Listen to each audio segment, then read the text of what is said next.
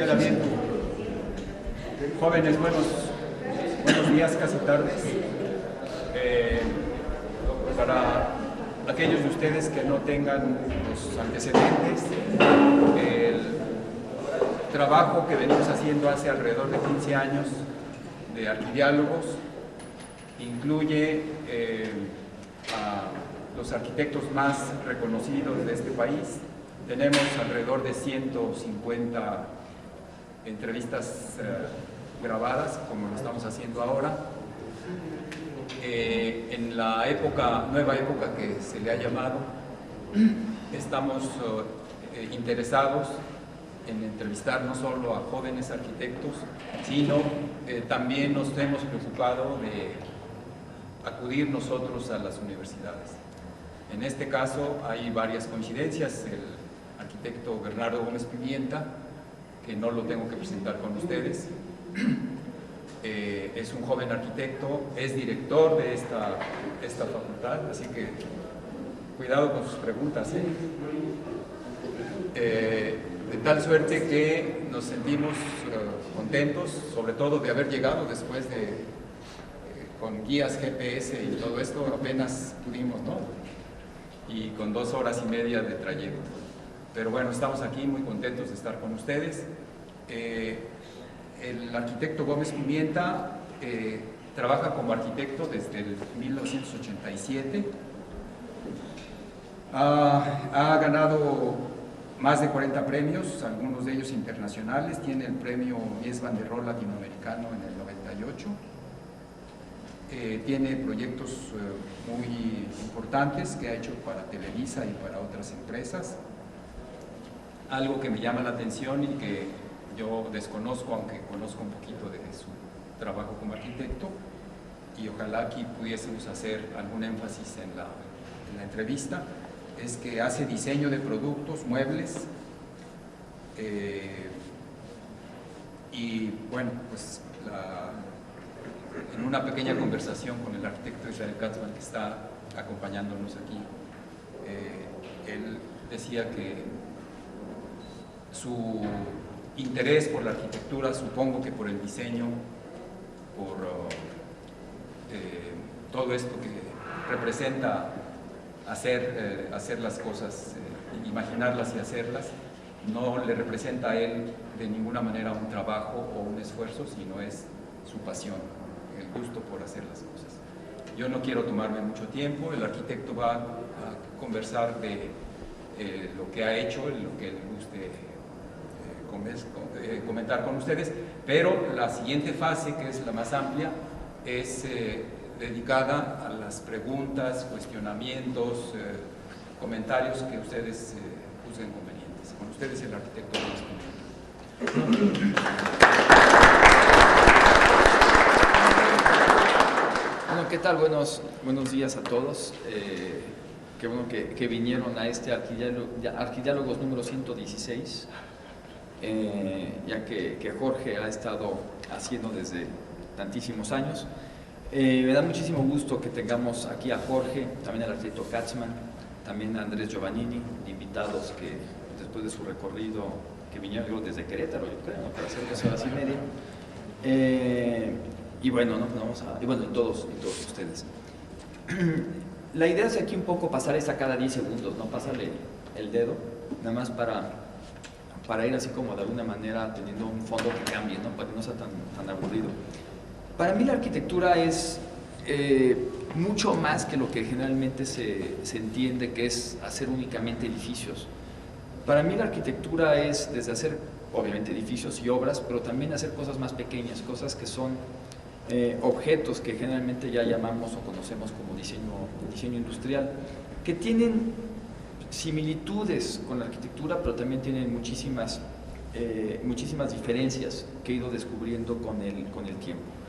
Una de las grandes diferencias es que la arquitectura tarda una barbaridad, ¿no? Para poder hacer un edificio a lo mejor te toma 7 años.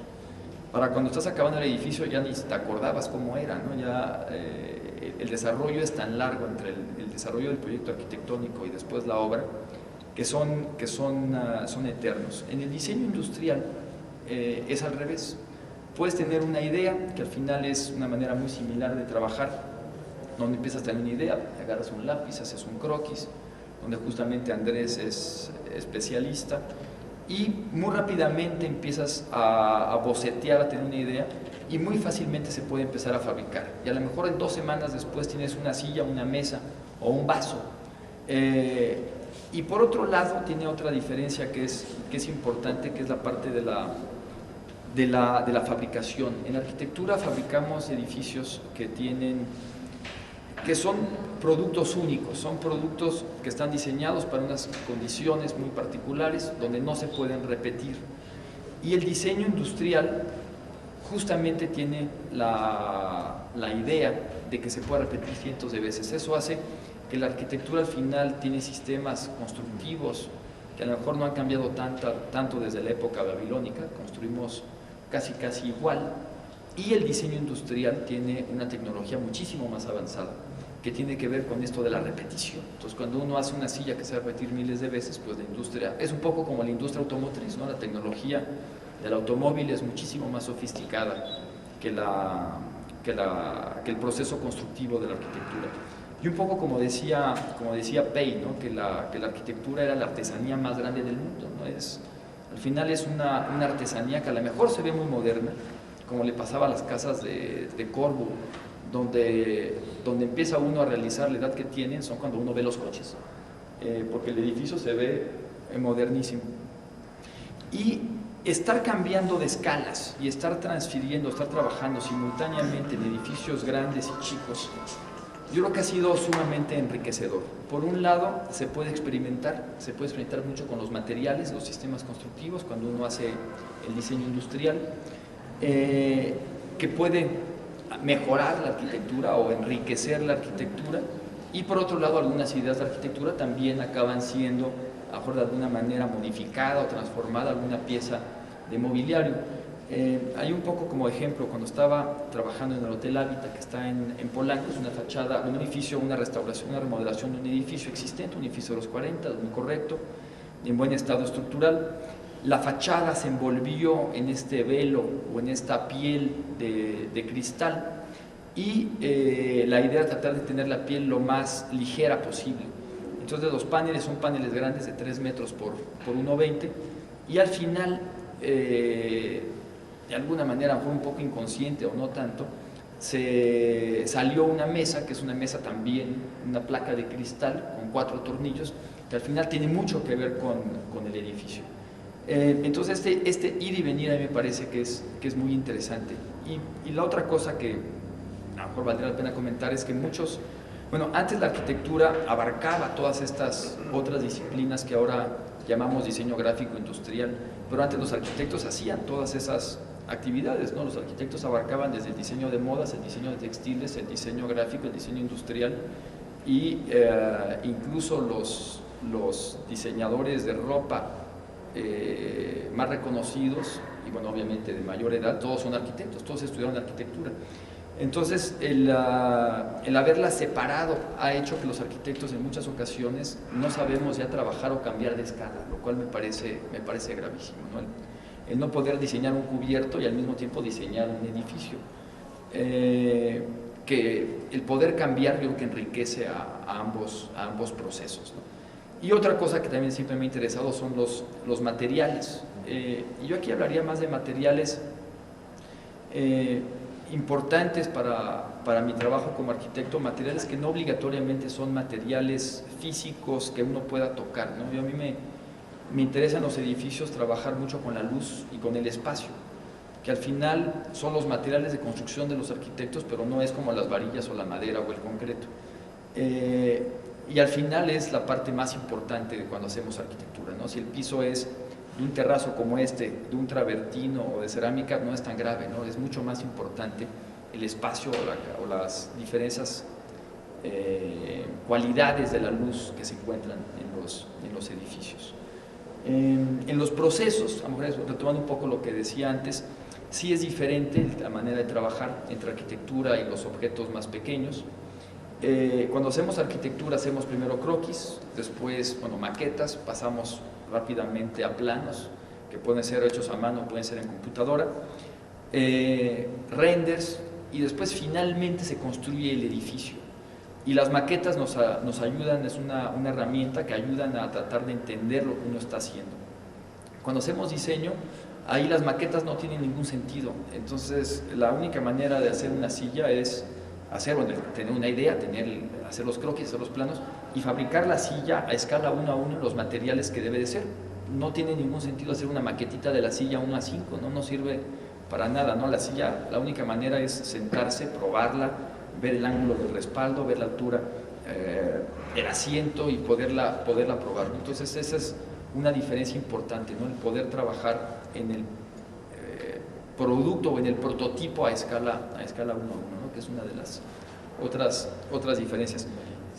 Sino que es una manera diferente de trabajar. Y en la arquitectura no podemos, en muy pocas ocasiones, mandarle decir al constructor: oye, ¿me puedes construir por favor un muro de concreto con los moños vamos a probar a ver cómo queda?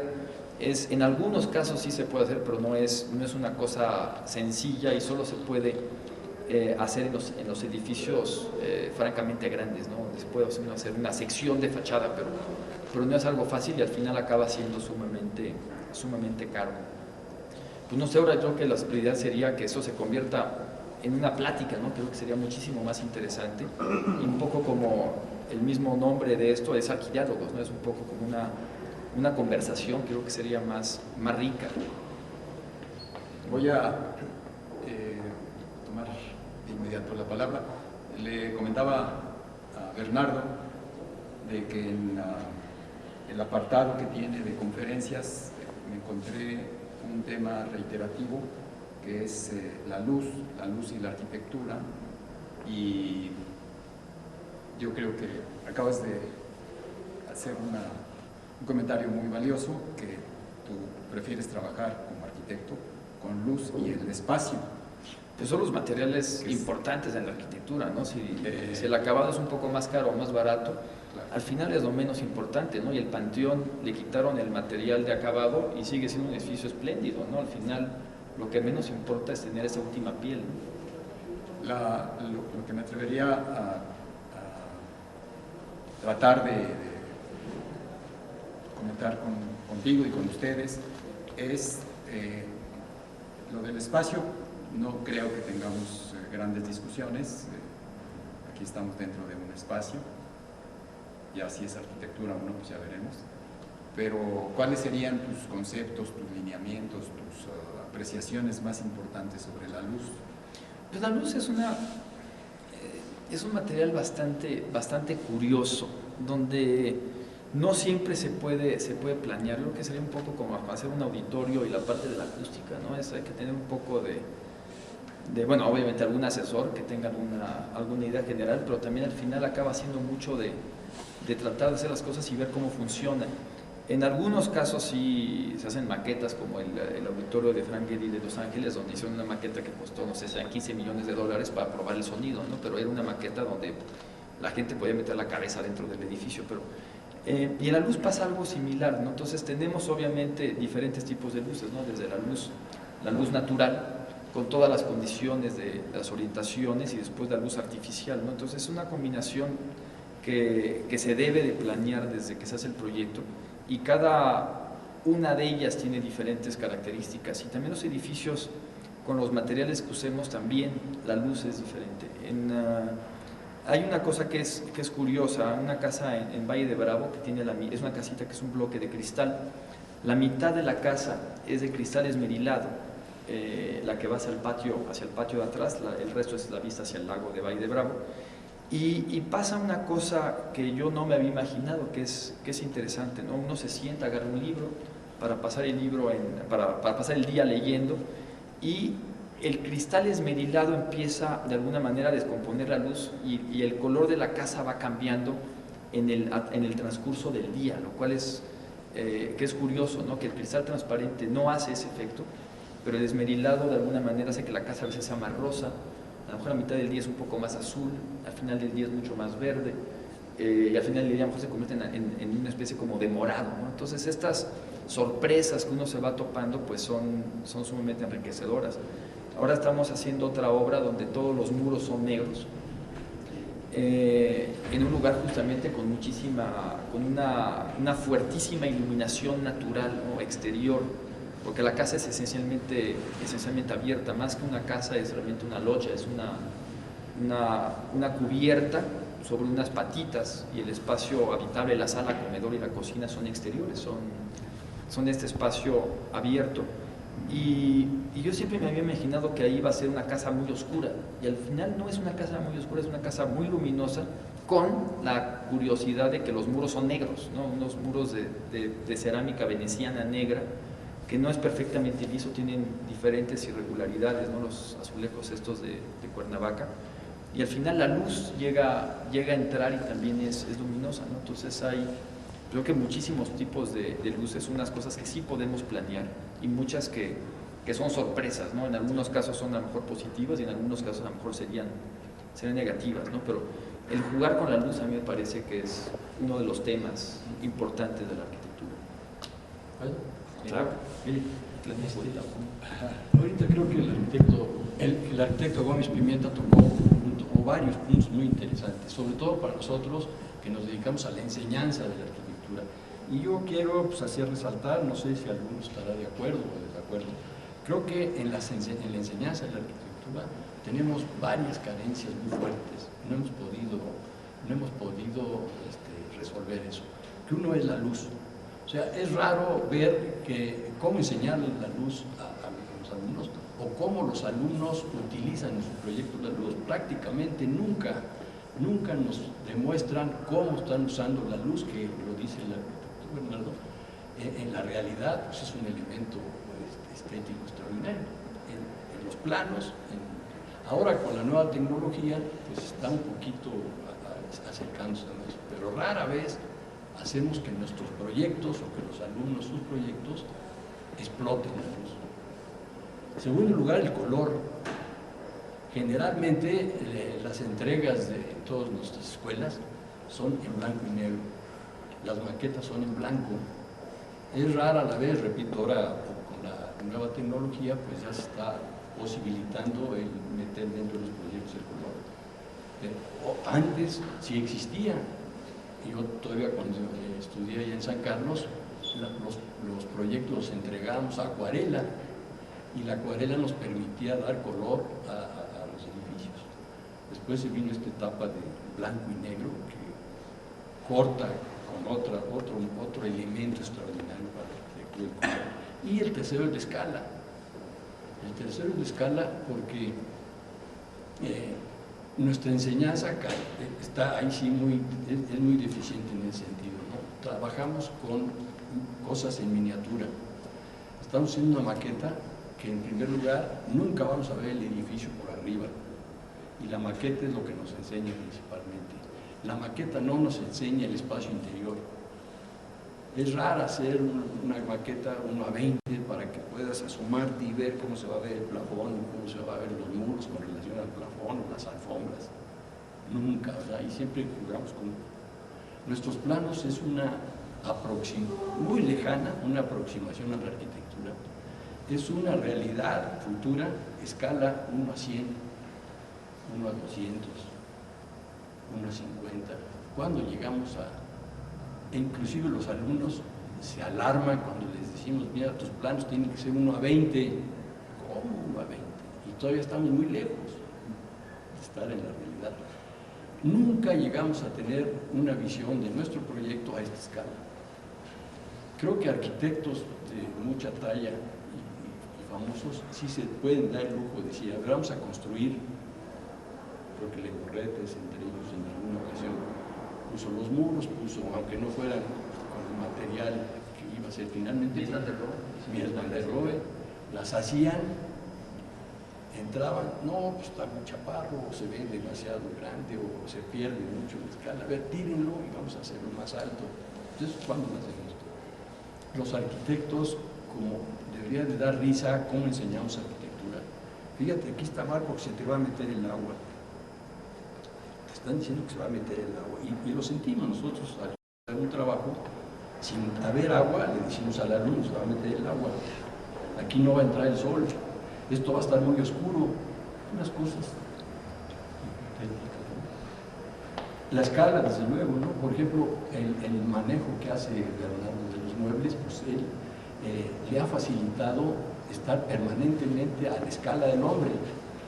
Puede fallar la escala en el espacio, pero en algo que hagamos espacialmente arquitectónico, y puede fallar la escala. En el mueble no puede fallar. Tú dices, yo empiezo, sí puede fallar. Bueno, pero tú dices, yo siento a la gente, a ver, acuéstate, a ver, métete. A mí me ha gustado mucho el diseño de muebles, pero yo tengo esta otra visión.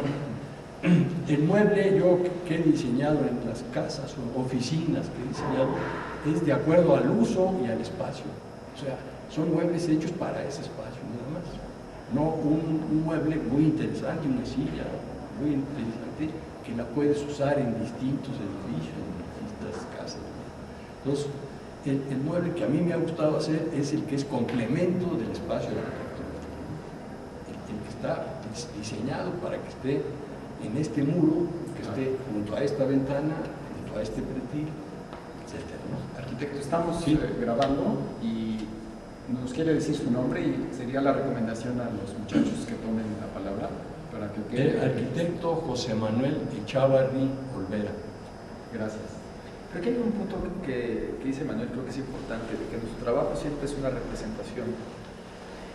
Las herramientas como tenemos, las herramientas que tenemos para hacer arquitectura al final son únicamente representaciones. Entonces, en algún momento Rafael pudo hacer que tener plantas y cortes y alzados en dimensiones para que los operarios o los albañiles pudieran construirlos sin tener que tener al arquitecto ahí de residente, como sucedía hasta ese momento.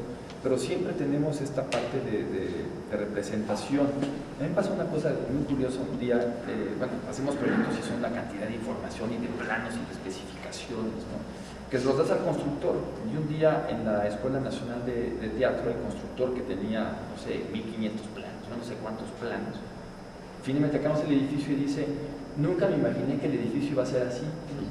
Pero ¿cómo no vas a tener, si tenías tú los 1500 planos con toda la información? Claro que tenías tú que poderte imaginar, y lo que es curioso es que mucha gente no tiene esa capacidad de, aunque tengan la información técnica del edificio, no se lo pueden imaginar. Para mí era totalmente obvio que con esa información yo ya había sentido el espacio, la dimensión y la escala de cómo iba a estar esto, y que en ese caso el constructor no tenía ni la más pálida idea, ¿no? Es un poco a lo mejor como un director de cine, donde el director de cine tiene toda la película en la cabeza, tiene la idea de lo que quiere hacer, y todas las demás gentes que colaboran, porque también es un trabajo igual que la arquitectura de colaboración, tienen su pequeño pedacito, pero no nadie lo está viendo en completo. Entonces es un tema interesante, ¿no?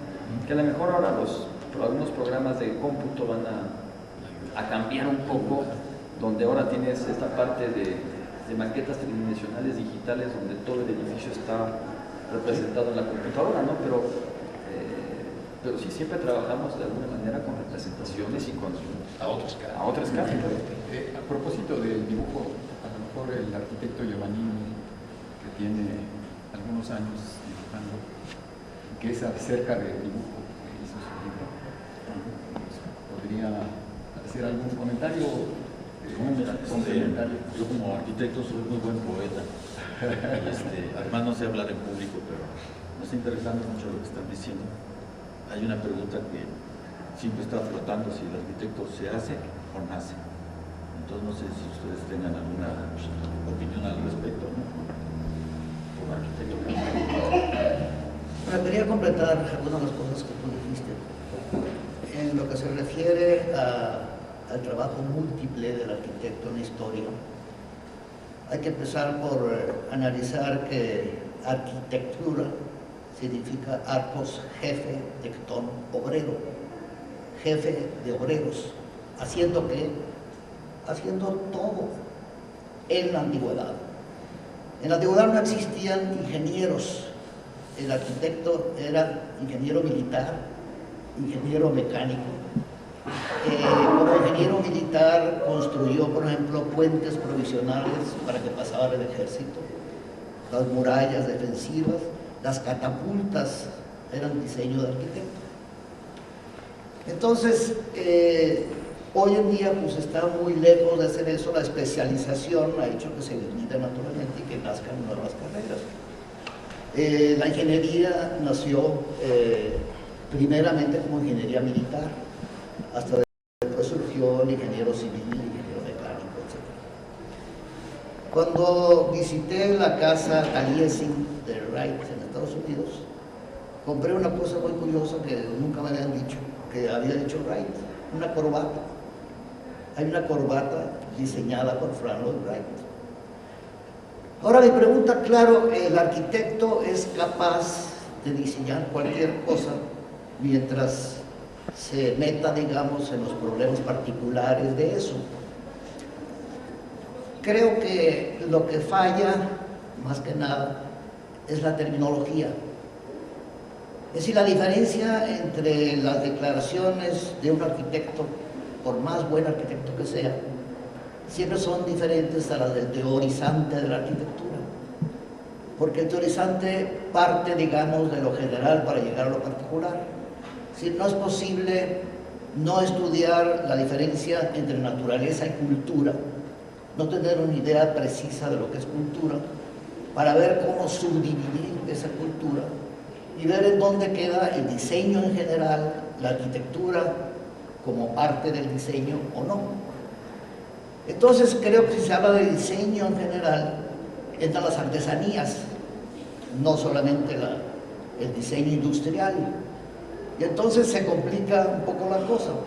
Creo que también es muy complicado, casi un problema filosófico, el del espacio y el de la luz. Tenemos que acordarnos que todo el universo es un espacio con astros, que ni siquiera sabemos si es infinito o es finito, y si es más grande o más chico. Entonces, simplemente el poder ver las cosas, depende de la luz y del espacio. Es decir, los animales, los peces que están en el fondo del mar, que no tienen nada de luz, son ciegos. Y nosotros seríamos seguramente ciegos si no existiera la luz. Y se menciona demasiado el espacio como un componente de la arquitectura. Es decir, el espacio no termina en donde terminan los muros y las ventanas. El espacio exterior, realmente pensamos en el urbanismo, pensamos en los patios, en las calles, pero el espacio es mucho más que eso. El espacio continúa, no está limitado por nada. Incluso en este momento estamos en una parte del espacio que no era la que teníamos cuando yo empecé a hablar. Sí, estamos ya muy lejos. Los astros cambian de posición con una rapidez enorme. Entonces, ¿qué es lo que está aquí fijo? El aire, pues tampoco se puede hacer estudios, por lo cual el aire también está en movimiento. Entonces, ¿qué es ese espacio que está entre los muros? Es el espacio que continúa y que hasta qué punto podemos hablar de espacio o hablar nada más de un espacio aéreo limitado por construcción. Y entonces no podemos separar la construcción del espacio ni decir que el espacio es más importante que la construcción.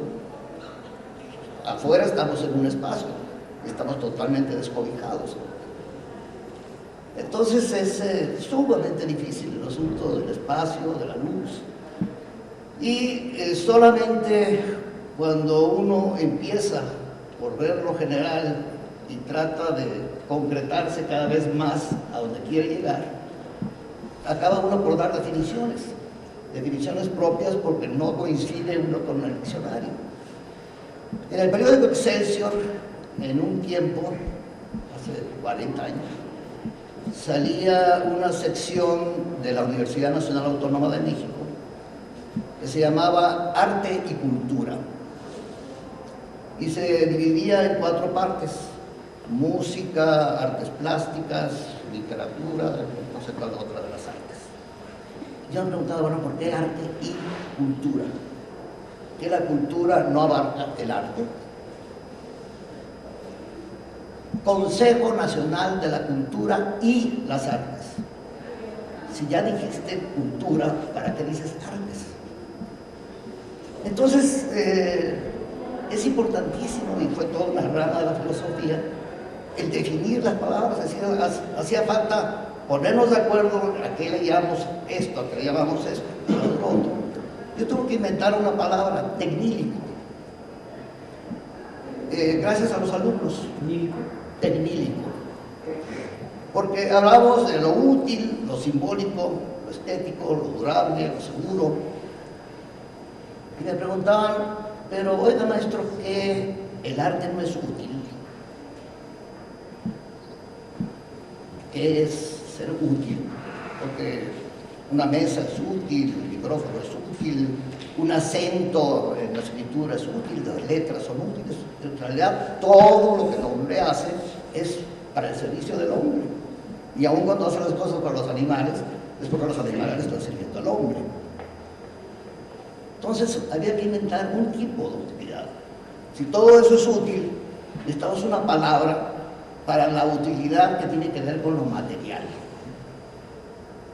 Entonces, lo de tecnílico, usé la palabra ile, griego, que significa materia, es decir, una utilidad material. Esa es la utilidad de los muros, esa es la utilidad de una serie de cosas en la arquitectura. Ahora, llamamos arquitectura o no a todo lo que no es edificio, si la palabra edificio incluye casas y no solamente muchos pisos o algo grande. Yo diría que es más bien diseño. El diseño en general es hacer objetos que pueden ser tecnílicos, simbólicos, estéticos, principalmente. Y uno de esos valores es fundamental. Es decir, en una mesa, lo fundamental es que sirva para poner allí cosas. Al mismo tiempo puede ser simbólico porque representa lo que ustedes quieran. Al mismo tiempo puede ser toda una obra de arte. Pero si se sacrifica lo tecnílico, que es lo fundamental de una mesa, o lo fundamental de esa pantalla, o lo que ustedes quieran, deja de servir.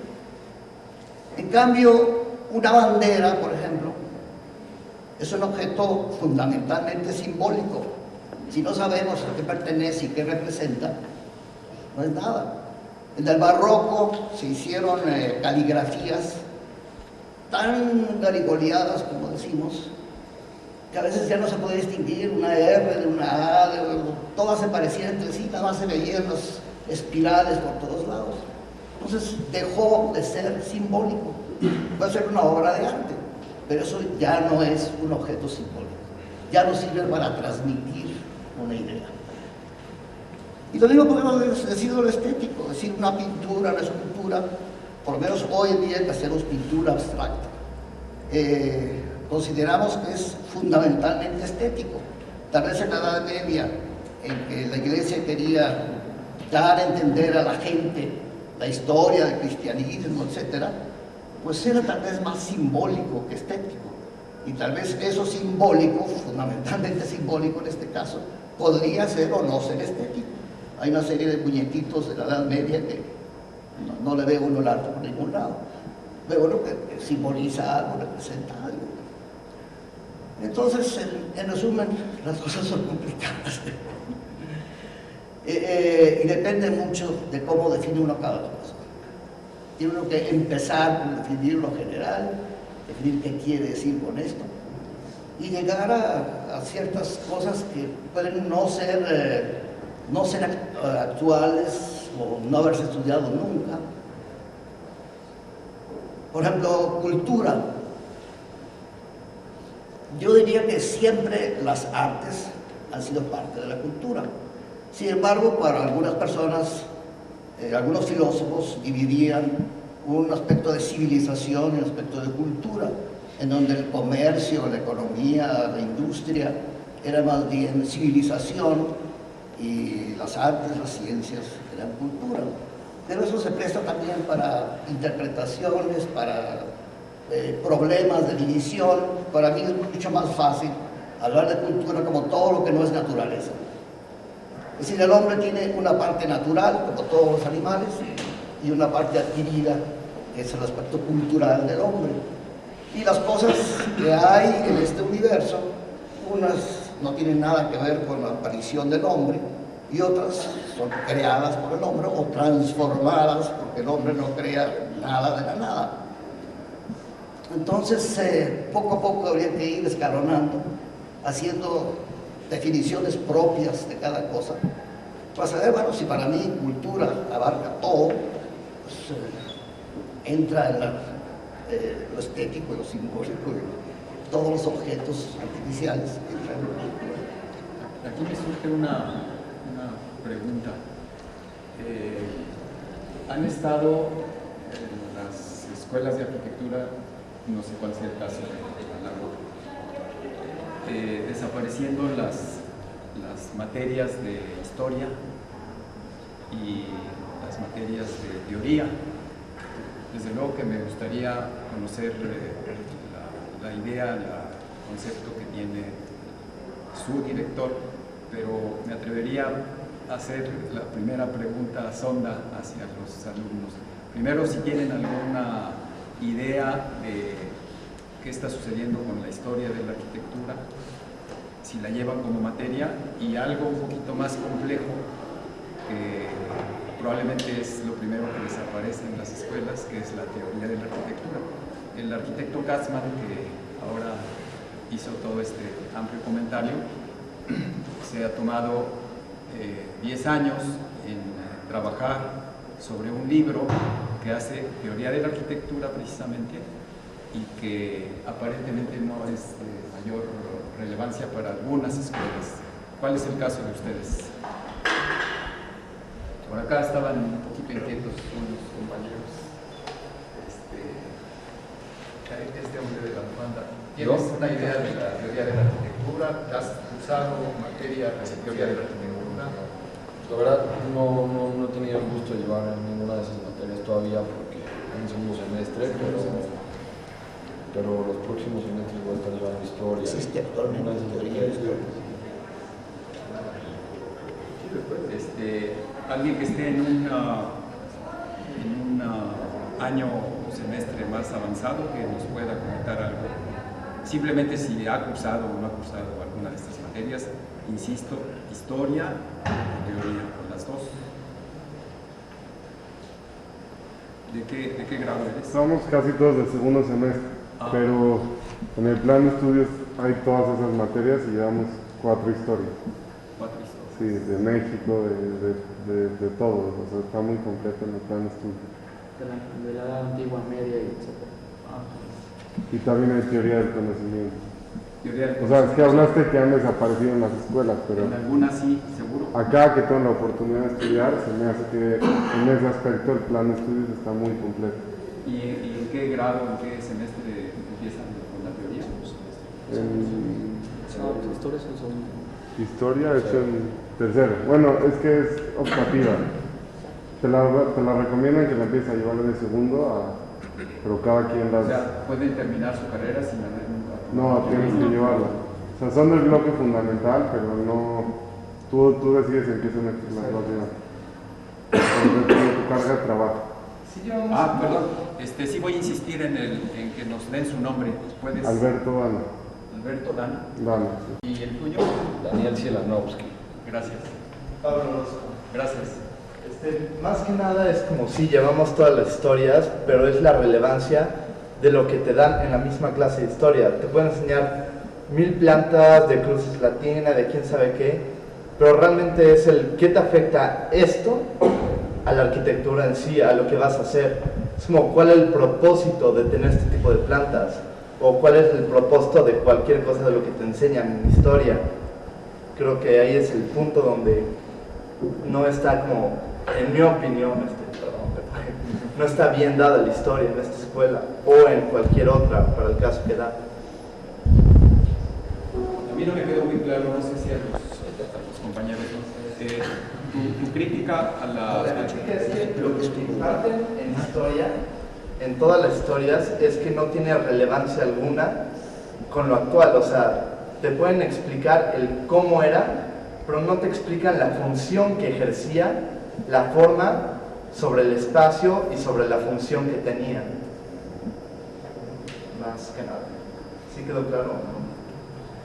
Creo que sí. No sé si también pretendes que la enseñanza de la historia te acerque más a tu mundo actual, que traduzca más esta visión histórica a lo que pudiera leerse de este espacio en el mundo contemporáneo. Realmente sí, porque, bueno, al menos de lo que nos han enseñado hasta ahorita, es que la historia es una espiral ascendente, tiende a repetirse, y si tiende a repetirse, la arquitectura está dentro de espiral, por lo tanto podríamos aprender de las cosas del pasado y aplicarlas ahorita, que es algo que nunca se ha hecho. Siempre quieren innovar, siempre quieren hacer como lo más nuevo, pero realmente, ¿qué hemos aprendido del pasado? Si no lo usas, ¿para qué te lo enseñan? Yo no estoy de acuerdo. Yo creo que entonces vístete de pieles de leones y pues, no sé, hazlas tú, hazte tu ropa. Yo creo que es lo mismo. Yo creo que hoy en día existe una evolución en la vida del hombre y todo ha evolucionado, todo es un proceso que, como dijiste, es ascendente y tenemos que ir siempre viendo hacia arriba y siempre viendo qué podemos hacer que no existe. ¿Por qué? Porque en el mundo de hoy en día, tanto a lo mejor antes veíamos unas pirámides en Egipto y veíamos una estructura completamente diferente en China o aquí en México, estructuras antiguas, ¿no? Pero hoy en día yo creo que, como todo, en este mundo está globalizado, la arquitectura ya está globalizada. Podemos encontrar un edificio de ingeniería o de arquitectura alemana aquí en México, como también en Alemania podemos encontrar algo mexicano.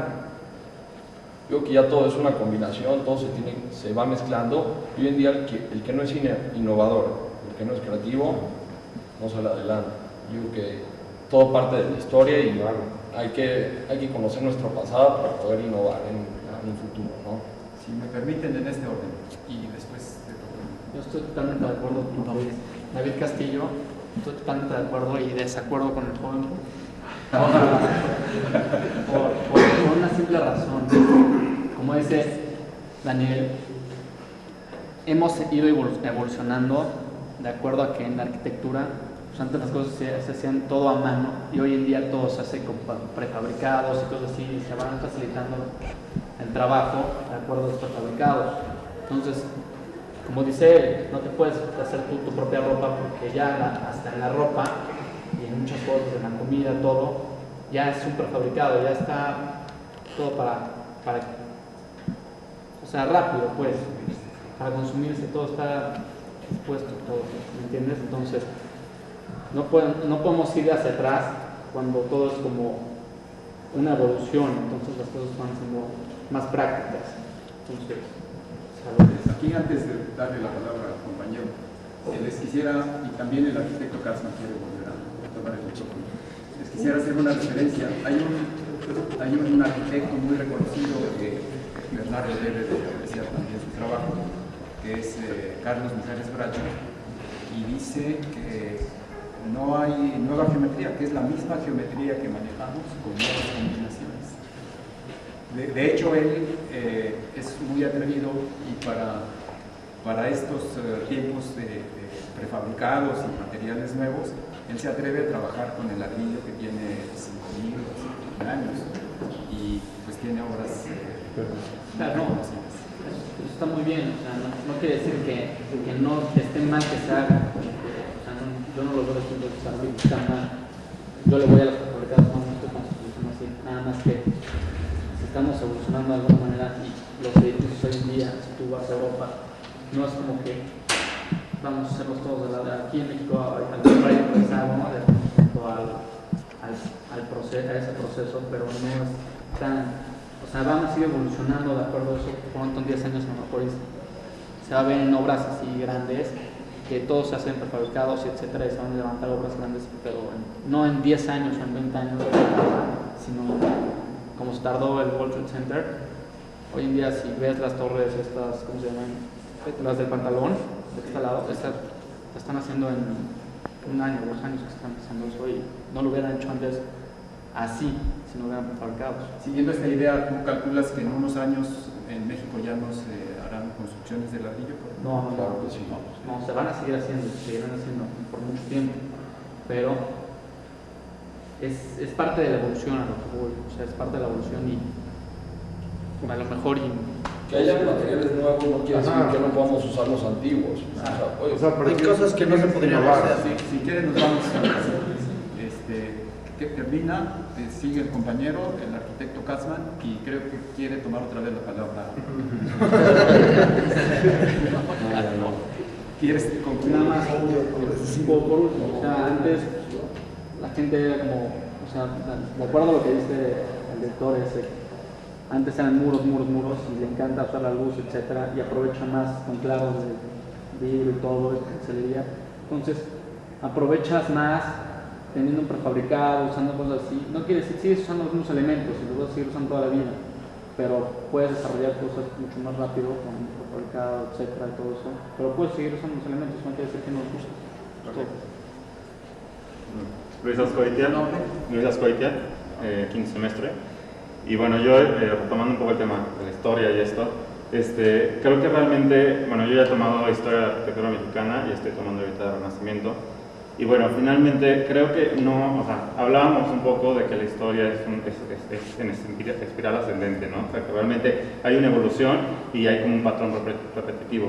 Creo que aquí, o sea, lo que se habría que tomar, o sea, es más bien como la solución, ¿no? O sea, lo que podemos aprender de la historia no es tanto que en algún punto, o sea, en adelante vayamos a retomar lo que se hizo antes, sino que la solución de los problemas que se tomó en algún tiempo puede ayudarnos a solucionar problemas futuros. O sea, simplemente, o sea, analizando un poco toda esta arquitectura prehispánica, o sea, pues a lo mejor, siendo una arquitectura que se dividió en exterior, una arquitectura pues, de pirámides y esto, no, a lo mejor no lo tomaremos como tal. Sin embargo, la solución a rellenar el espacio entre dos colinas para poder crear una plataforma, el crear plataformas sobre el agua, o sea, todo este tipo de soluciones que pues ya se vivieron, ya se implementaron y ya se sabe cómo funcionaron y cuáles fueron, o sea, las virtudes que tuvieron y todas aquellas cosas que hicieron que no, o sea, por algo no funcionaran o terminaran un plazo. Pues finalmente creo que esa es la solución que nosotros deberíamos de tomar de la historia para nosotros en nuestros nuevos proyectos, a la hora de estar generando esto y enfrentarnos a problemas distintos, podamos como implementar todo eso. O sea, realmente la historia está para aprender de ella y para crear como una línea especial en otro plano. O sea, la evolución aquí es muy importante y no podemos como estar cayendo en lo mismo, sino aprender de eso para realmente tener una evolución y poder solucionar un problema cuando ya hemos como tenido otras experiencias similares. Creo que se ha desviado tu primera pregunta, que era si es válido que se den clases de historia y de teoría en las escuelas de arquitectura. Creo que no todo lo que se da en una escuela es práctico. Es decir, es importante para un médico saber la historia de la medicina. No le va a servir absolutamente de nada saber cuándo se usaron ventosas y para qué eran, si hoy en día se considera que la ventosa no sirve para nada. Entonces no es algo práctico saber sobre la historia de la medicina, pero es importante que un médico, que es un profesionista, sepa la historia de la medicina, sepa qué se conocía de medicina en la antigüedad o en la Edad Media o hace 100 años.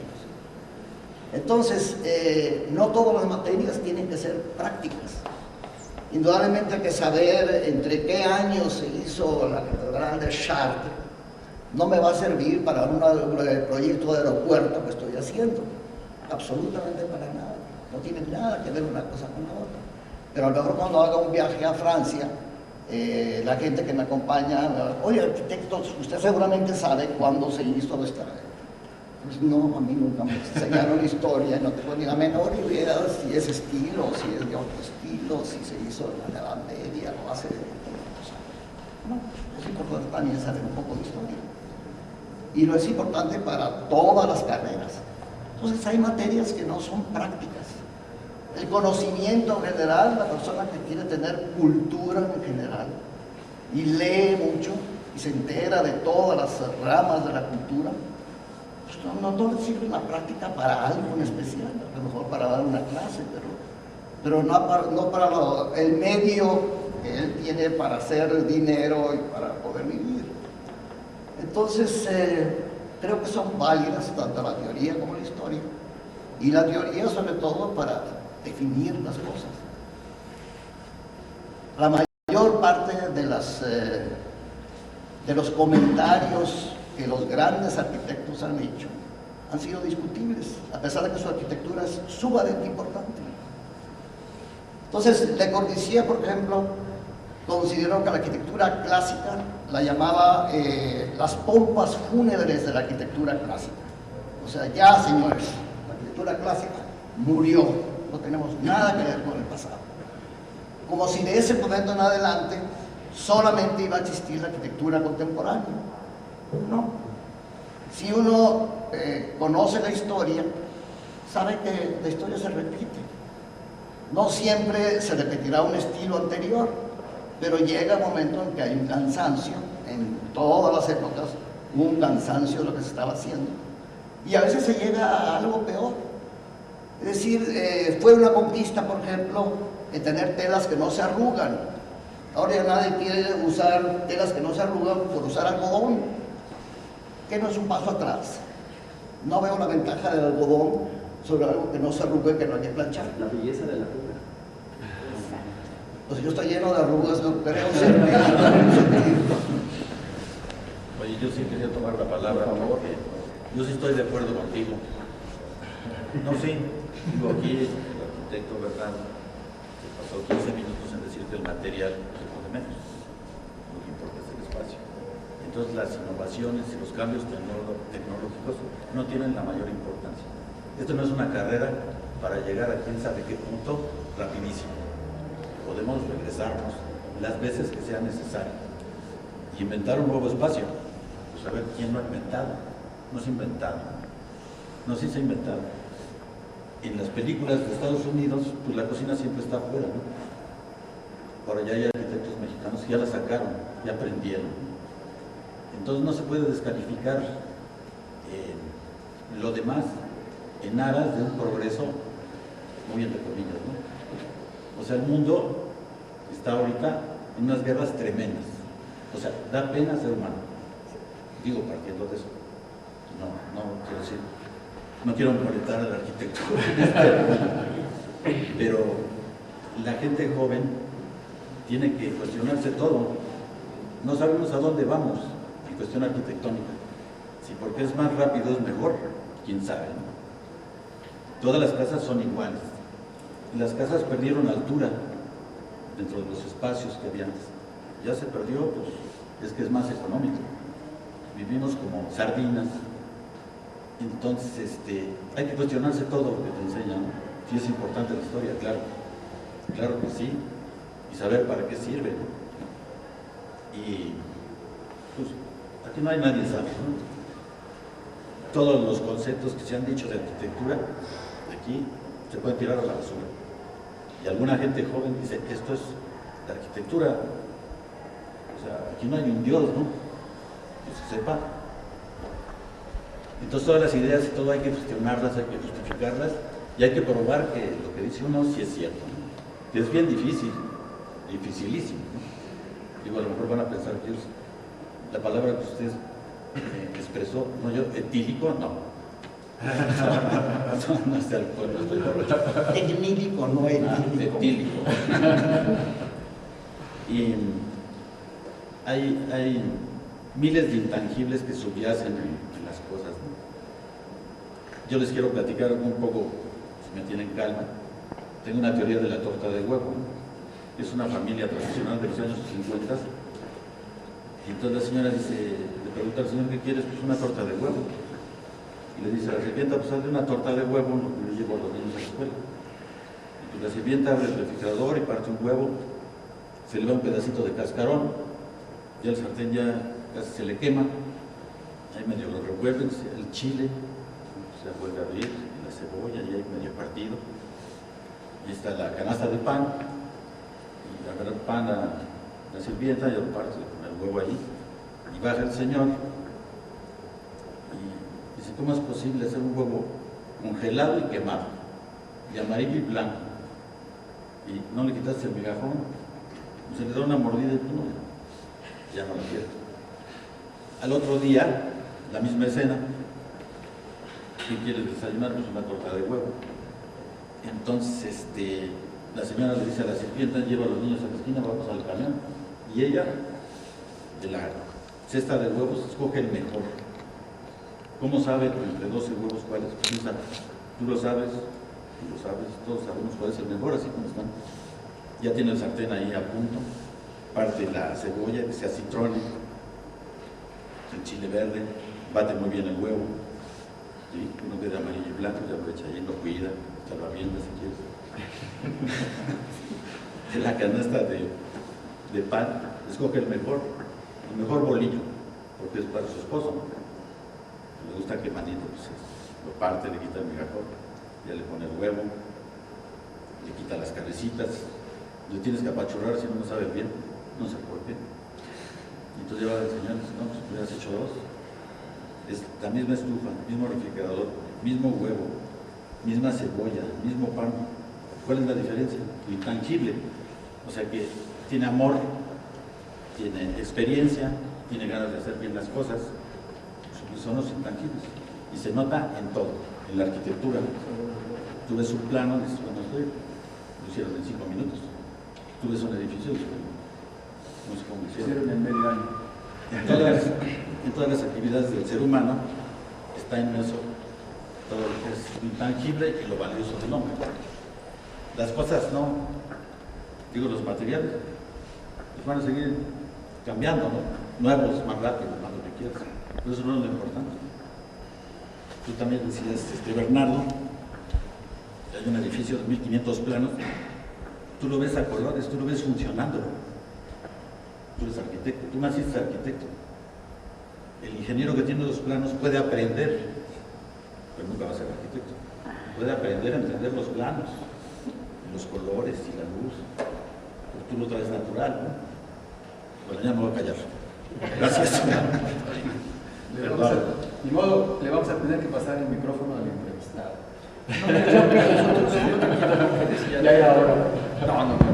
No, creo que justamente lo interesante de esto es que sea una plática, que sea dinámico, que todo el mundo pueda expresar ideas. Había un punto que decía el actor Gatzman que es muy importante, ¿no? De la cultura. Y creo que los arquitectos, la gran diferencia en hacer arquitectura es tener cultura. Y lo que tenemos que tener es conocer un poco, tener una idea general de la cultura. Y entonces eso nos ha preocupado mucho en la escuela. Y entonces sí tenemos clases de historia. Las planeamos, lo ideal sería que la gente las tome, los estudiantes las tomen en un orden cronológico, pero realmente pueden tomarlas en el orden que prefieran, no obligatoriamente cronológico. También tenemos clases de teoría. Y además la reforzamos, donde todos los miércoles vamos, toda la escuela, a las 8:30 de la mañana los miércoles, a unas pláticas de teoría que nos da un arquitecto Alejandro Hernández, que seguramente conocen, que me parecen fundamentales. Pero para poder entender esas pláticas o esas conversaciones de Alejandro, lo importante es también leer. Entonces él recomienda una serie de libros que si uno no los ha leído, pues es difícil el poderlo entender. Pero así como tenemos clases de historia que me parecen importantísimas para ver qué ha pasado antes y a partir de eso ver qué va a ser el trabajo que se va a hacer, la parte, al final, hacer arquitectura tiene que ver con conceptos, con ideas. Cuando uno hace un edificio, el edificio debe de tener una idea fundamental y esta idea, lo ideal sería que cuando alguien llegue y se tope con el edificio diga, el arquitecto quiso hacer esto, ¿no? Y con algunas piezas de arquitectura es muy claro, ¿no? Una arquitecta que estuvo aquí la semana pasada, con Kazuyo Sejima de Japón, tiene la rara habilidad de poder pasar del croquis al edificio constructivo guardando la frescura del croquis, de la primera idea, que muchas veces es muy difícil, ¿no? Empiezas a hacer el edificio, el desarrollo ejecutivo del edificio, y el edificio empieza a hacerse tieso y duro, ¿no? Pero el conocer la historia me parece fundamental, y no es únicamente tomar la clase. La siguiente cosa que es importantísima es visitar los edificios y viajarlos y poder escuchar los pasos los ruidos de los pasos sobre la grava, poder ver cómo entra la luz dentro del edificio. Entonces, retomando un edificio que mencionaba yo anteriormente del Panteón, ¿no? Está muy bien ver el Panteón en clase de historia o en saber que la cúpula mide 42 metros de diámetro, que el óculo mide 9 metros de diámetro, que es una esfera perfecta, que el muro de concreto mide 7 metros de espesor y que es un concreto que tiene 2000 años, que es muy similar al concreto actual. Pero cuando entras, es como si te caen los calzones, ¿no? Es donde empiezas a entender qué es lo que estás hablando. Entonces, el poder visitar la arquitectura me parece importantísimo, y yo no creo que se pueda hacer arquitectura actual si no conoces edificios. Y al final es un poco como ir alimentando tu disco duro, ¿no? De edificios. Entonces, el poder ir a Egipto y conocer los templos faraónicos, o el poder estar en Roma, o el poder estar en Japón y entender los edificios, también te dan ideas que vas a utilizar en los edificios en el que estás pensando. Oye, ¿qué pasa si aquí hacemos un edificio donde llegue una luz cenital que a lo mejor tenga algo que ver con el panteón? ¿O qué pasa si hacemos un edificio modulado que tenga mucho que ver con la arquitectura japonesa? ¿O qué pasa si hacemos? Entonces me parece fundamental. Y también hacemos una serie de conferencias, hacemos 70 conferencias anualmente, donde invitamos justamente para tratar de la cultura, o que todos tengamos una plataforma común de cultura, donde invitamos a arquitectos jóvenes, arquitectos reconocidos, con la diferencia de que cuando los estudiantes ven a un arquitecto reconocido que a lo mejor está haciendo un aeropuerto, lo ven tan lejano que ellos, no, pues aquí que me toque a mí hacer un edificio, no, pues parece mi abuelito. Y por otro lado, un arquitecto joven que a lo mejor salió hace 5 años, salió de la escuela hace 5 años, me queda bastante más cerca, o sea, me puedo identificar con lo que está haciendo, y está haciendo esta casa o este edificio, es algo más cercano, pero mezclado también con pintores, escultores, fotógrafos, poetas, bailarinas. Entonces traemos todo ese tipo de bichos raros, y donde la idea es que los que estudian arquitectura tengan un criterio general de poder hablar de fotografía. El día de ayer fuimos al Museo de Arte Moderno y que podamos ver desde un cuadro de Tamayo, un cuadro de Revueltas o de quien sea, ¿no? Las fotos de Jiménez o las fotos, ¿no? El poder entender me parece fundamental como un arquitecto, ¿no? Así como también es importante saber comer, ¿no? Es parte otra vez de la cultura, ¿no? Ayer estaba en un restaurante, me fui a comer solo, no tenía tiempo, cerca de la oficina, estaba en un restaurante japonés. Después de la compra del periódico, estaba leyendo la jornada, y entonces el vecino, en una mesa como de 6, empiezan a hablar de que se comía muy mal en Estados Unidos. Entonces ella empezaba ya a levantar la oreja y dije, oye, pues no es tan cierto, ¿no? En algunos lugares se puede comer bien. No, que lo único que habían comido bueno era una hamburguesa. De ahí pasaron a España, dijeron que solo comieron bien en Córdoba y lo demás estuvo fatal. Dije, hijo, pues qué mal viaja. No, a mí me ha ido un poco mejor. Y entonces el siguiente fue, pero donde más realmente mal comimos era en París. Entonces ya tenía casi nada quería pasarme. Entonces les habían dado en no sé qué restaurante un brócoli metido a la licuadora con una crema y que estaba espantoso. Pero pues sí, pues hay gente que no sabe viajar y que tiene un nivel de cultura muy bajo, y pues al final pues es gravísimo, ¿no? No poder viajar y disfrutar de la arquitectura, del arte, estoy de acuerdo con ellos, de la comida. Estoy de acuerdo con ellos. Comiste muy mal en París. No, es que mira, los Burger Boy, los mejores, no son los de París, son muy malos. Los españoles también. Creo que tienen razón. Están hablando de una marca. No era así en general, ¿no? Pero bueno, entonces yo creo que la cultura al final es importantísima, ¿no? Y al final es lo que nos divide de poder hacer arquitectura, de hacer construcción. Los edificios tienen... Me sorprende lo que me dices, y quizá podemos regresar la pelota. ¿Alguno de los jóvenes, alguna compañera que quisiera opinar sobre estos baños de cultura, 70 conferencias anuales, a las visitas a los museos. ¿Cómo les ha ido? ¿Están contentos o quieren cuestionar? ¿Qué les parece? ¿Cómo va la cultura con la escuela que tienen ustedes? A ver. ¿Yo? ¿Eres de las que te vuelves en las conferencias? No. Hay varios. No, yo sí estoy de acuerdo con todo. Primero tu nombre para la grabación. Mi nombre es Amada Sara. Ajá. Y bueno, lo que yo quiero opinar es que hablando un poco de la historia, sí es muy importante voltear hacia el pasado y no cometer el mismo error, ¿no? Como esa cultura que nos da la escuela para no poder cometer lo mismo. Y bueno. Otra compañera que está por acá. A ver, está respondiendo.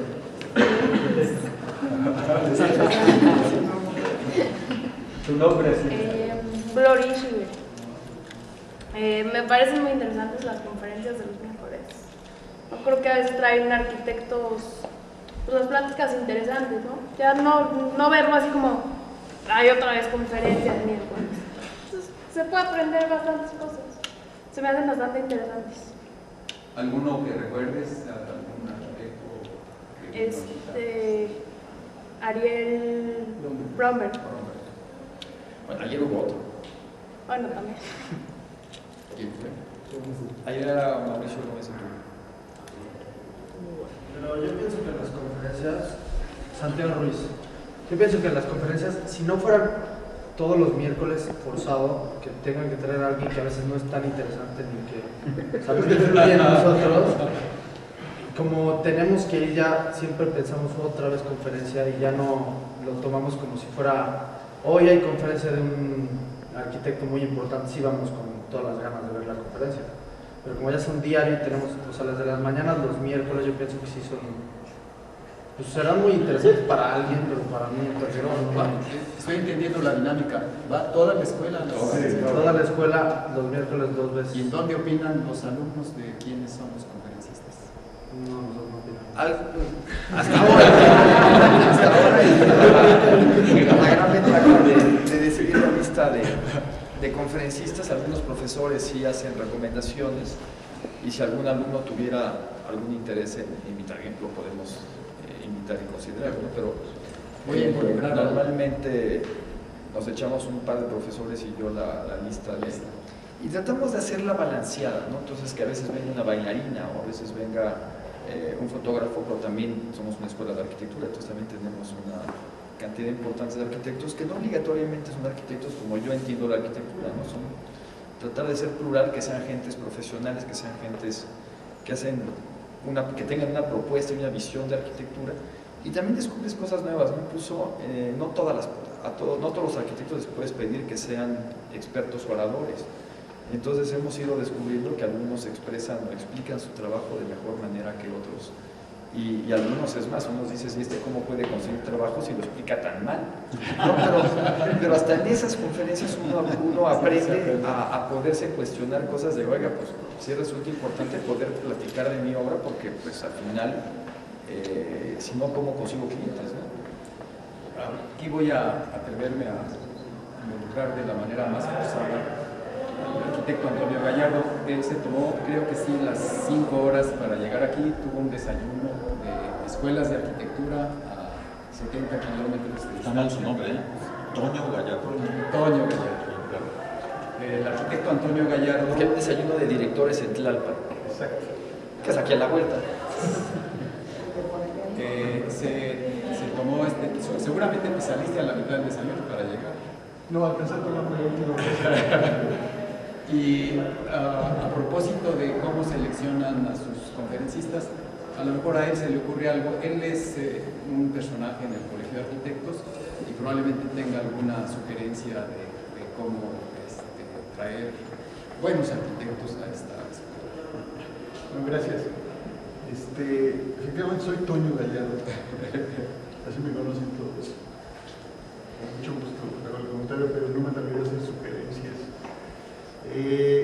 Tratando de incorporarme al hilo que han estado comentando y lo que he escuchado, yo hace mucho escuché una frase cuando en secundaria que decía que lo importante no es saber mucho, sino aprender mucho. Y a veces aprendes más de lo que no debes de hacer. Los que son de mi generación, algunos mayores se acordarán de un programa en la televisión con Chabelo, cuando era joven, que decía lo que se debe hacer y lo que no se debe hacer. Y era así como muy divertido y aprendía mucho de lo que no se debe hacer. Y esto de que tú comentabas de que bueno, pues, las conferencias que sean a fuerza, bueno, yo creo que a fuerza ni los zapatos. Pero a veces habría que entender por qué se plantean que sean obligatorias. Estás en un proceso de formación. Y es como ir al cine. El que le gusta el cine difícilmente puede tener la certeza de que va a ir a ver una buena o una mala película. Pero no puedes saber si fue mala hasta que acabó. Porque si alguien te la recomendó o te dijo no vayas a verla y resulta que para ti fue exactamente lo contrario, pues solo viendo la película. Lo mismo sería con esta dinámica de conferencias. Bueno, yo estoy tentado a venir los miércoles. Estás invitadísimo. Para aprender mucho, no para saber. Y sobre todo si son de no arquitectos. Porque a mí me preocupa mucho esta falta de contacto durante la formación y durante el ejercicio con los que no son arquitectos. Porque luego como que nos aislamos demasiado. Y estoy verdaderamente convencido que eso es lo que nos puede volver a poner en el mapa. Lo comentábamos hoy en la mañana en el desayuno de directores. Estuvo el director de planación de la Profepa, que se dedica a las cuestiones ambientales, y expresó su preocupación porque dice no hay un solo arquitecto que tenga la acreditación o la certificación para hacer auditorías ambientales.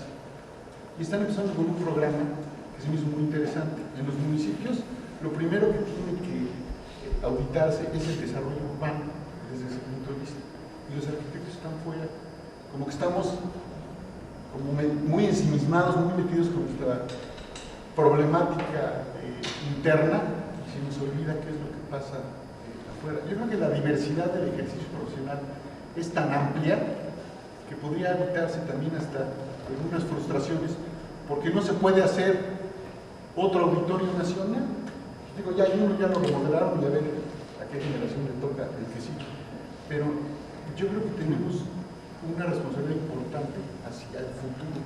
Ayer estuvimos nosotros en el colegio, tuvimos la visita de Rafael Tobar de Teresa, que es el encargado de los festejos del Bicentenario y del Centenario de la Revolución. Y yo hacía la reflexión de que cuando se gestaron todos los festejos del Centenario, se estaba fraguando casi de manera paralela la Revolución. Digo, eso, leyendo la historia, sería digno de analizar, porque es muy grave. Se festejaron 100 años y a los pocos minutos estalló la Revolución. Entonces, yo decía que no vaya a estallar ahora la Revolución en términos de fractura. Y él nos preguntaba a los arquitectos, ¿qué podemos hacer para estos festejos, pero de cara al futuro? Y yo creo que si ustedes jóvenes no empiezan a idear los espacios para que después se festeje el tricentenario, entonces no va a haber tal vez nada que festejar. Y hay muchas cosas que podemos retomar, pero a partir de la historia.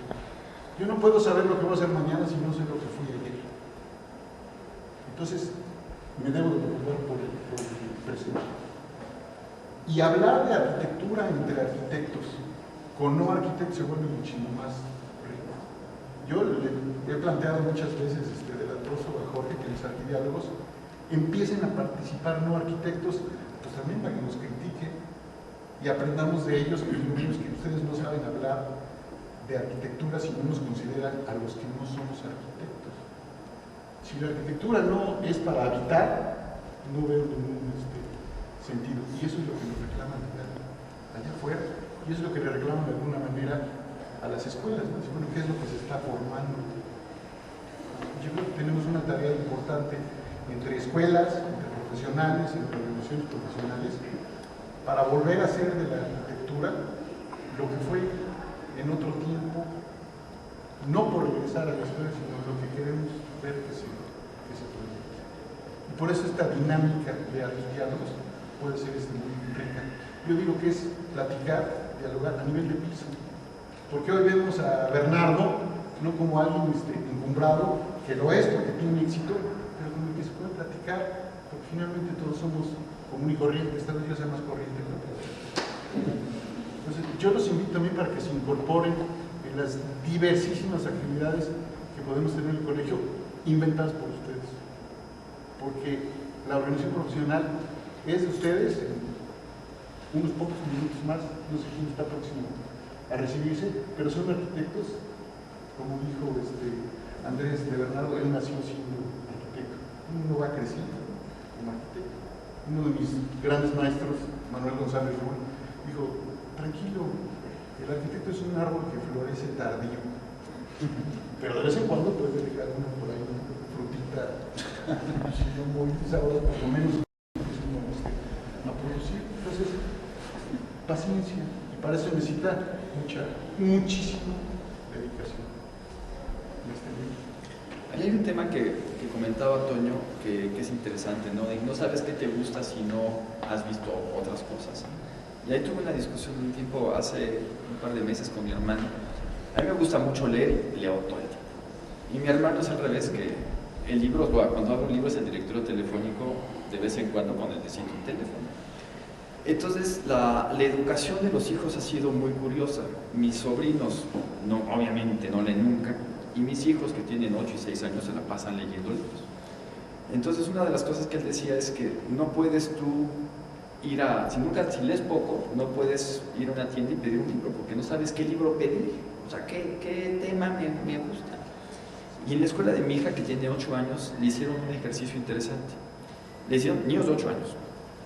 Tienen que leer 16 libros en este año, pero entonces hay uno de poesía, uno de teatro, uno de novela, uno de historia, un cómic, para que cada niño de 8 años lea cada uno de esos y que cada quien sepa, oye, a mí me gustó más el de poesía, o el de novela, o el libro que sea, y a partir de eso puedas desarrollar qué es lo que te interesa después. Y a lo mejor de que le gusta el cómic, pues a lo mejor es una carrera interesante en el cómic que puede ser muy buena, ¿no? El que le gusta, pero si no conoces no puedes saber qué te gusta, ¿no? Me parece sí que es fundamental.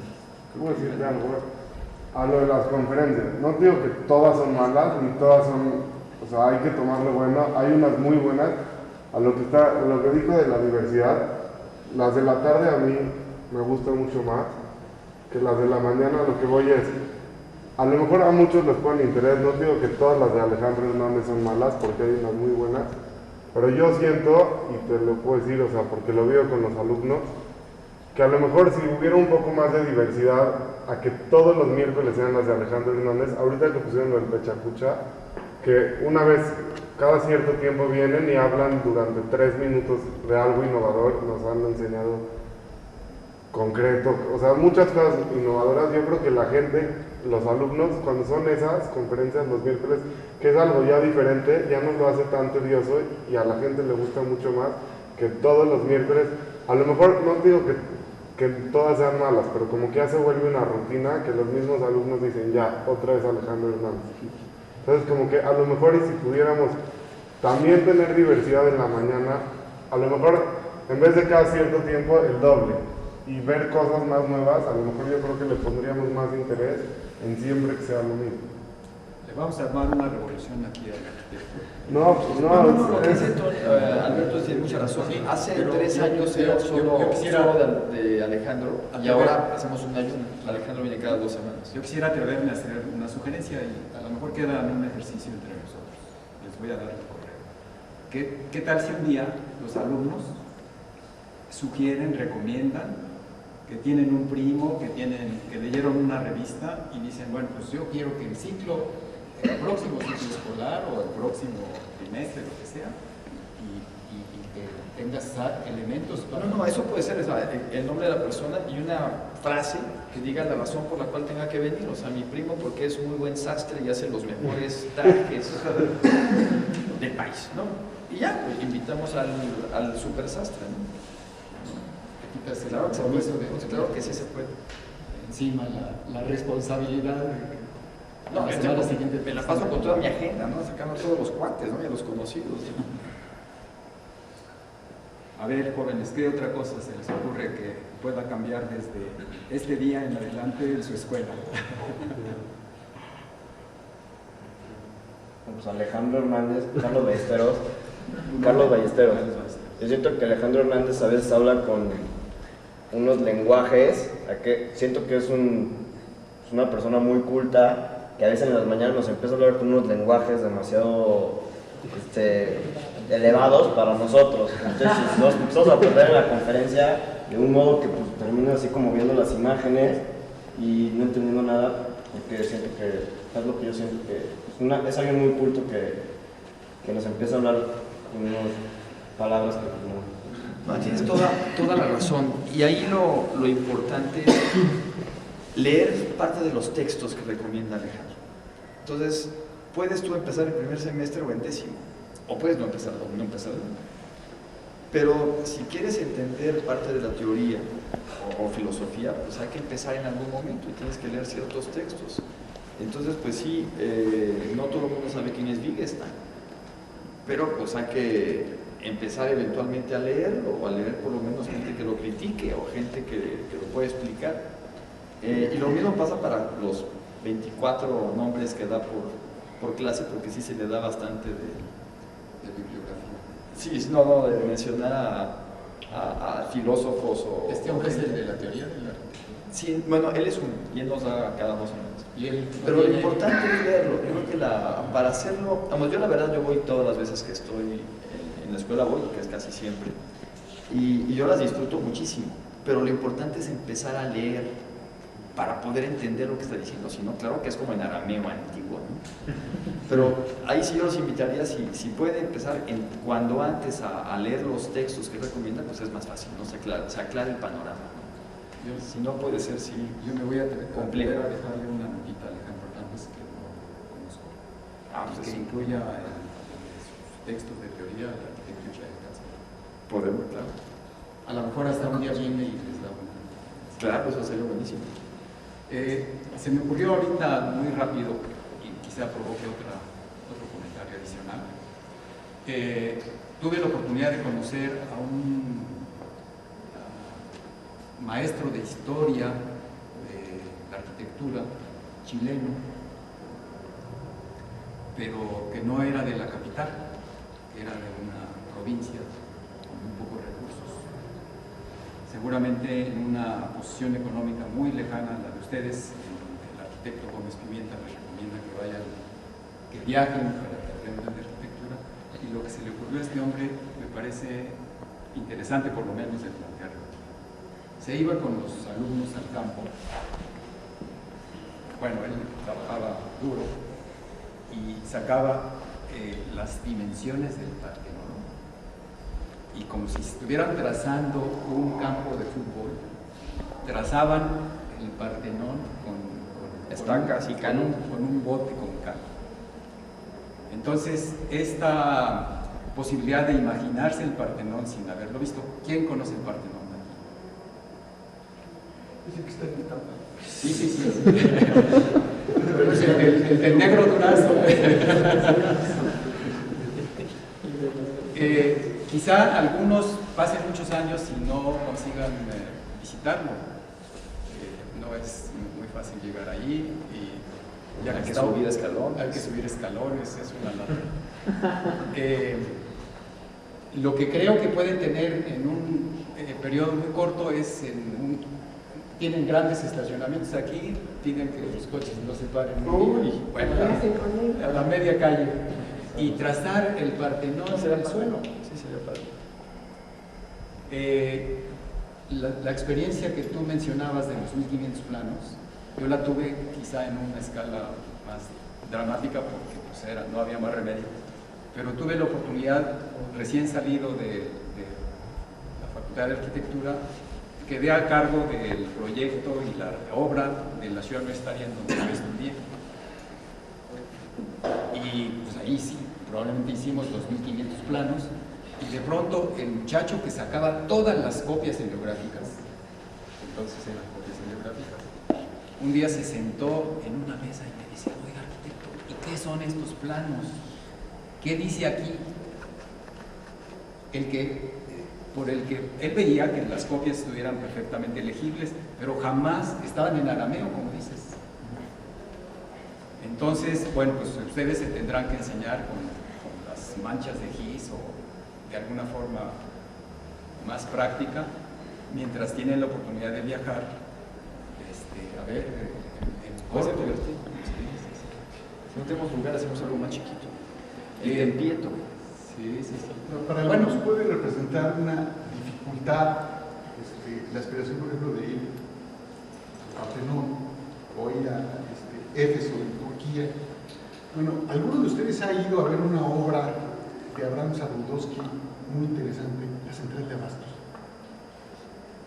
Digo, está más fácil de aquí. Bueno, o el eco de Matías Guerra. Perdona, se me ocurrió La Central de Abastos porque puedes conocer la obra con todas las complicaciones que tuvo y ver cómo se hace el intercambio comercial de los abastos en esta ciudad.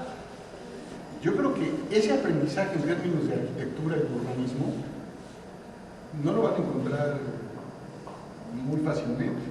Podrían ir tal vez a algún bazar en Estambul y van a ver cómo intercambian y comercian a la gente, pero esta está aquí cerquita, bueno, como 1 hora y media de camino. Pero de eso puedes aprender mucho, y es una obra de un arquitecto que yo creo que muchos de ustedes lo pueden admirar. Eso yo se los recomiendo. Y de lecturas, para que sepan cómo entrar en la estrategia del aprendizaje, yo les recomiendo algo que es inclusive ya lectura recomendada en las escuelas de administración a nivel internacional. Yo doy clases de proyectos y edificación en la Universidad Marista, en Tláhuac, dicen cómo se va a mandar por la ciudad, hasta Tláhuac. Y en proyectos llevamos lecturas, y una lectura que es obligada es El arte de la guerra, de Sun Tzu. La aplicación que tiene a la vida cotidiana o a la arquitectura como estudiante o como profesional es verdaderamente de llamar la atención. Y se escribió hace algunos cuantos miles de años. El arte de la guerra, Sun Tzu. No es muy largo. S-U-N-T-Z-U. S-U-N-T-Z. Es un libro, está en chino, no en arameo. Lo pueden encontrar en internet, son como 14 páginas, y si no encuentran ediciones, bueno, hay unas ilustradas librerías, tienen unos dibujos preciosos. Y el arte de la guerra es ilustrar el arte de la guerra.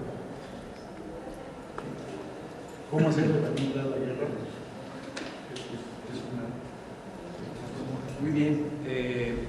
Tienen la última oportunidad para hacerle todas las preguntas que quieran, porque el micrófono ya no lo va a soltar el arquitecto. No, pero todos modos se pueden venir a mi oficina cualquier día. Ese es lo malo. Aquí no tuvimos la oportunidad de que se desquitara. Aquí está grabado. Muy bien, ¿alguna persona que no haya participado, que quiera decir cualquier cosa sobre cualquier tema?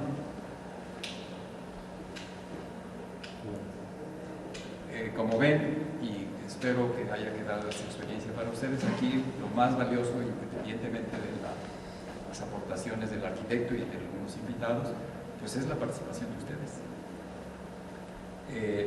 Creo que no vieron muy bien las imágenes, tendrán que pedirle. Nada más una pregunta. Estos datos, estos documentos, toda esta información que has recopilado, ¿en qué va a servir? ¿Para qué se va a instalar? O sea, pues se difunda. Que se difunda.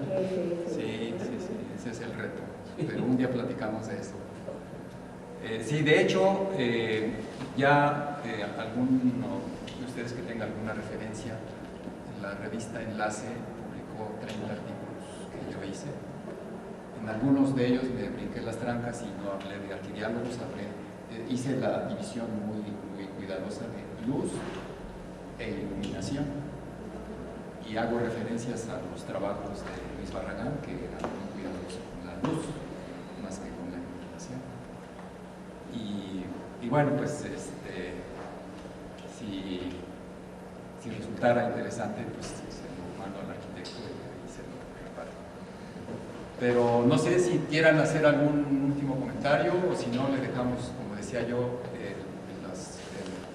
la despedida aquí al arquitecto que nos... Generalmente, en muchas ocasiones, y con arquitectos jóvenes y también de más edad, hacemos una pregunta que creo que ahora va a ser oportuno. Si tú tuvieses que irte el día de mañana de la Escuela de Arquitectura, que te invitaran a trabajar en el extranjero, ¿cuál sería tu mensaje? Decimos mensaje al futuro. ¿Qué quisieras dejar como recomendación, como encargo? ¿Qué recomendaciones estamos haciendo? Que trabajen, que estudien. No, eso a lo mejor no lo haces ahorita y lo haces después. A lo mejor no descubres esa vocación tuya en la escuela. A lo mejor después ya que sales empiezas a trabajar con más ganas. No, sería viajar, ¿no? Viajar, ver edificios y de todos aprender, ¿no? Una pirámide en Tikal puede ser donde sea, ¿no? Yo creo que la parte de viajar y conocer edificios me parece fundamental, ¿no? De viajar con los ojos abiertos y siempre aprender en los viajes, ¿no? Yo creo que eso es lo que al final acaba complementando la educación. Israel siempre ha propuesto en el colegio que se hagan viajes para arquitectos, igual se podrían hacer viajes para niños, planeados específicamente. Hay una que es una maravilla, que es la Universidad de Uruguay. Tiene un año entero que los estudiantes se van alrededor del mundo. Entonces se van todos los estudiantes y empiezan primero pasan, no sé, por Argentina, por Brasil, llegan a México, Estados Unidos, van a China, Japón, India, Egipto, Turquía, Grecia, Europa, Finlandia, Rusia y demás, y se echan un año completo. Y los profesores no se pueden ir tanto tiempo porque en su casa no los dejan. Entonces, los profesores se van cambiando, el especialista de Grecia llega y después viene el de Rusia o el de Finlandia o el que sea. Y en ese año de estudio de los alumnos es el mejor año de tu vida y aprendes más que en toda la carrera. Es una maravilla de poder hacer. Y ha sido un programa que empezó desde la Segunda Guerra Mundial, que ha ido creciendo, incluso hacen programas para conseguir dinero que son un poco como la Casa Tech. Entonces hacen una casa, se rifa, se vende. Incluso la presidencia del país también ayuda con recursos para poder hacer que los alumnos de arquitectura desde la Segunda Guerra Mundial hasta ahora, todos salgan un año de viaje. Y entonces en lugar de clase de historia que te explican la planta, lo que es la Basílica de San Pedro tiene cierta planta que después la aumentaron y que antes había otra iglesia de Constantino que había durado 1200 años, pues mejor la ves ahí, ¿no? Bueno, la de Constantino ya no está tan visible. Pero bueno, es toda la diferencia, ¿no? El poder visitar, tener la clase de historia en cada lugar. Yo, tratando de enlazar con una cosa que comentaba Antonio Gallardo y lo que dices ahora, ahorita me llega el nombre del arquitecto que se ganó todos los problemas, quizá Israel me pueda ayudar. Eran tiempos del arranque de la arquitectura contemporánea en México,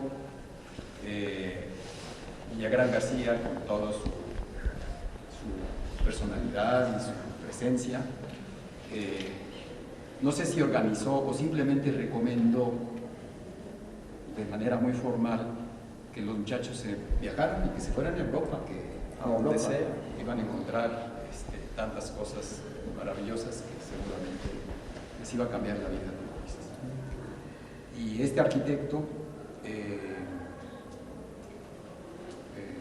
Leduc, Carlos Leduc, se metió en un problema porque él dijo, levantó su mano y dijo, no, arquitecto, los muchachos no tienen que ir a Europa, que viajen por el interior de este país, que vean la gran variedad de climas que tiene, que vean la gran variedad de arquitectura popular que tiene y que aprendan a resolver problemas de su país. Sí, pero a lo mejor aprender algo en Siria te sirve también, ¿eh? Lo que pasa es que para los alumnos a los que estaba haciendo la recomendación, seguramente tenían, como dice Toño Gallardo, más facilidad de ir a Veracruz. Es que de todas maneras, en cualquier lugar aprendes cosas. La verdad es que en cualquier lugar. Y casi lo corren de la escuela. No sé, ahorita ve cómo pusiste al director. Por cierto que este arquitecto tiene de los edificios, de las construcciones más valiosas que tiene este país, y se los dejo ahí de tarea por si un día quieren revisar qué hizo y qué dejó de hacer. Tiene casas, climas muy calientes, muy extremosos, más bien calientes. Tiene casas sin ventanas, tienen escuelas que no tienen ventanas, a base de parteluces, a base de... y permite la ventilación. Sí, Lunam hizo un libro, ¿no? Sí, Lunam hizo un librito monográfico al final de Felipe Leal, esta colección de...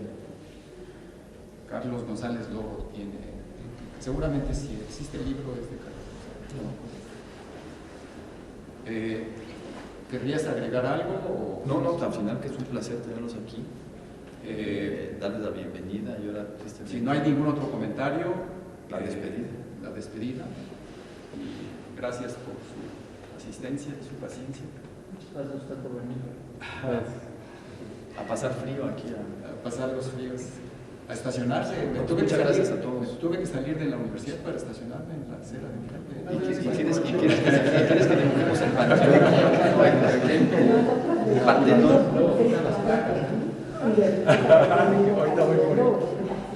Muchas gracias a todos.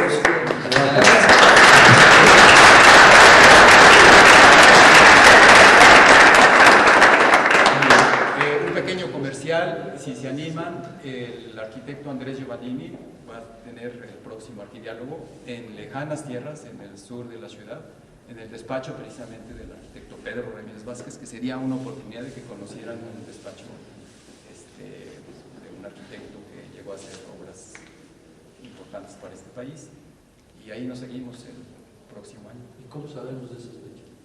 El último jueves de Yo sé la fecha, pero todavía estamos viendo en qué sitio. ¿Avisan?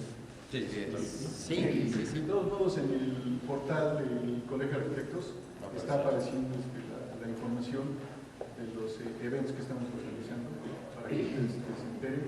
También hay un nuevo blog ahí que se llama precisamente arquidiálogos.com, en donde pueden libremente manifestar sus opiniones, sus ideas, sus encuentros o desencuentros con su formación y con la práctica profesional, y está abierta a todos ustedes.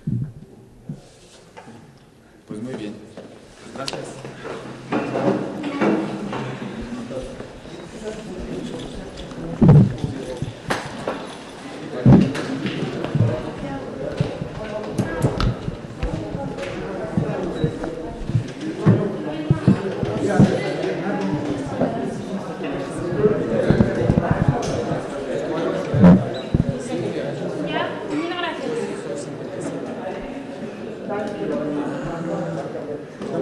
Se reconoció en arquidiálogos